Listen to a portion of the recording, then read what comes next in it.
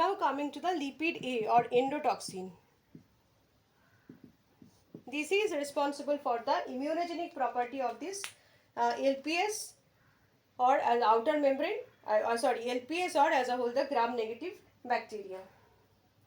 So it can cause immune reactions in human body like fever, tissue destruction,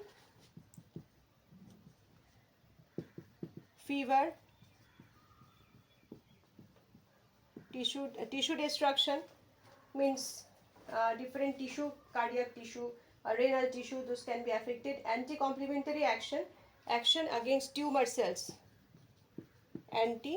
Complementary action is protective to our body, and this can create anti-complementary action against tumor cells. It can raise anti-activity against any type of cell. Destruction can cause destruction of any type of cell, RBC destruction, platelet destruction, etc. So it consists of 2 glucosamine sugar derivatives, each with 3 long chain fatty acids. It consists of 2, this is about lipid A, 2 glucosamine sugar derivatives, each attached with long chain fatty acid. 3 long chain, how many long chain fatty acids? 3 long chain fatty acids and phosphates plus phosphates. So this is phosphorylated.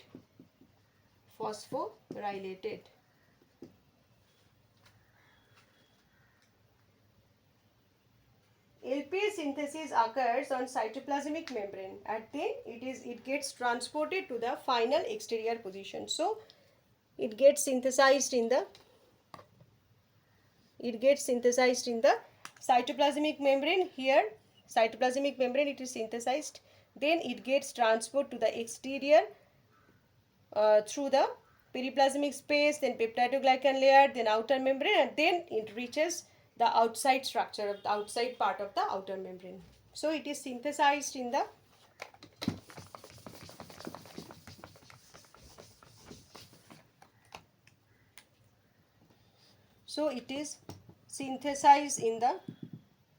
cytoplasmic membrane and then gets transported to its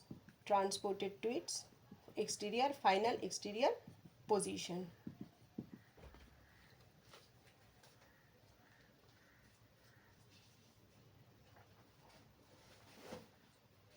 Now next to the lipid A,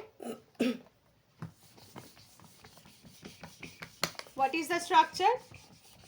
The structure is the core polysaccharide. Next to lipid A, the structure is core polysaccharide. So next to lipid A, the structure is core polysaccharide. The name itself suggests its structure, that is a polysaccharide structure. Here also 2 characteristic sugars are present. What are those? One is keto-deoxyoctanoic acid and another one is a heptose. So what are the special structures? 2 characteristic sugars.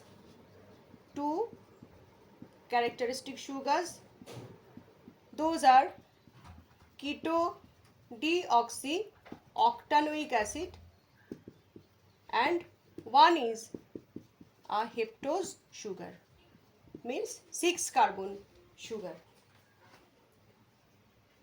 It has 10 to 12 sugar moieties projected from the lipid A structure. 10 to 12 sugar moieties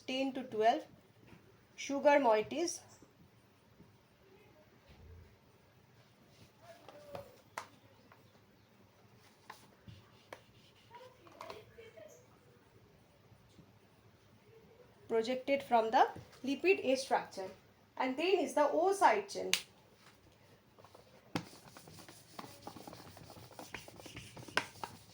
After the core polysaccharide, there is the O side chain. This is also very much important.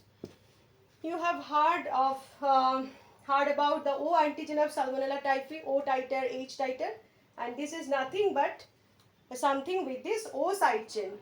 This is a polysaccharide chain extending outwards from the core polysaccharide. It is also able to cause immune reactions by antibody formation when it attacks vertebrates. This is also immunogenic by antibody formation. O side chain is unique in composition. What is its main importance? It is unique in composition in every single strain of a single species also. Unique in every single strain of a same species. If a species has 12 varieties, 12 strains, then it has 12 types of O side chain. So it is like fingerprint. So it is very much useful for identification, that is for serotyping. So immunogenicity and serotyping. These two properties are important associated with the O side chain. This is actually repeat units of linear trisaccharide or branched tetra or pentasaccharides. So this is its importance. And what is its structure? Its structure, it is actually repeat units of linear